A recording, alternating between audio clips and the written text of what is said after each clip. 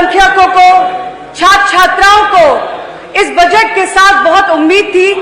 क्योंकि ये 2.0 योगी सरकार दोबारा से सत्ता में आई तो कहीं ना कहीं उन किसानों को लगा कि हमारी आय को दुगना करने की बात कही जाएगी। उन नौजवानों को जो बेरोजगार दर दर भटक रहे हैं उत्तर प्रदेश में, उन नौजवानों को लगा कि कहीं ना कहीं हमें नौकरियों को देने की बात कही जाएगी। उन माओ और बहनों को लगा, जहां पे बड़ी बड़ी बातों के साथ उत्तर प्रदेश की इस सरकार ने महिला सुरक्षाओं को लेकर बात कही, लेकिन कहीं ना कहीं महिलाओं की सुरक्षाओं के साथ साथ बढ़ती हुई महंगाई के लिए भी हमारे इस उत्तर प्रदेश की महिलाएं सोचने लगी कि क्यों इस बजट में उस महंगाई को कम करने की बात क्यों नहीं कही गई। अल्पसंख्यक भाई हमारे, बुनकर भाई हमारे ये सोचते रहे कि कह तो दिया बुनकरों के लिए बजट की बात, पर सब्सिडी के साथ क्यों नहीं उन लोगों के हकों की बात को रखा गया। इसलिए मैं कहना चाहती हूं कि ये बजट पूर्णतः निराशापूर्ण बजट, भ्रामक और एक लक्ष्यदार बजट तैयार किया गया। बहुत बड़ी बड़ी बातें की गई रोजगार की। जो बच्चे हमारे जो 18 से 20 और 21 घंटे तक तैयारियां करते हैं,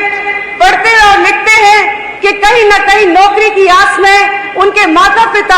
अपनी गाढ़े खून पसीने की कमाई से उन्हें पढ़ा लिखा कर इस काबिल एहसास के साथ बनाते हैं कि ये हमारे बुढ़ापे की लाठी का सहारा रहेंगे। लेकिन कहीं ना कहीं अफसोस होता है कि उन नौजवानों के साथ इस उत्तर प्रदेश की सरकार ने उनके माता पिताओं के सपनों की आस को भी तोड़ने का काम किया।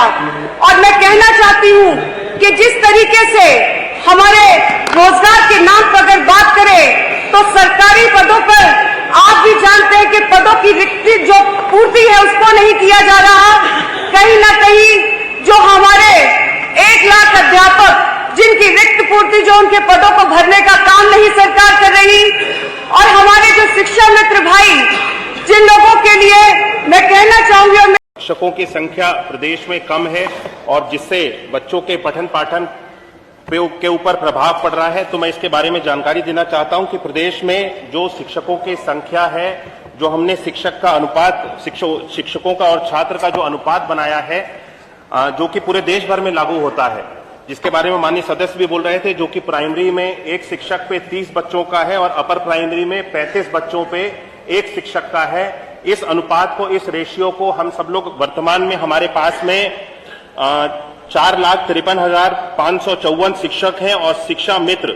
1,47,766 शिक्षा मित्र और 27,555 अनुदेशक। इन सबको मिलाकर के जो हमारे पास शिक्षक, हमारे पास सारे जो शिक्षक हैं, जो हमें अनुपात बनाना है पूरे प्रदेश भर में 1:30 का प्राइमरी में और 1:35 का अपर प्राइमरी में, इस अनुपात को हम सब लोग पूरा करते हैं और पठन पाठन पे बच्चों के किसी भी विद्यालय में इस तरह का कोई प्रभाव नहीं आता। और जहां तक माननीय सदस्य ने प्रश्न उठाया कि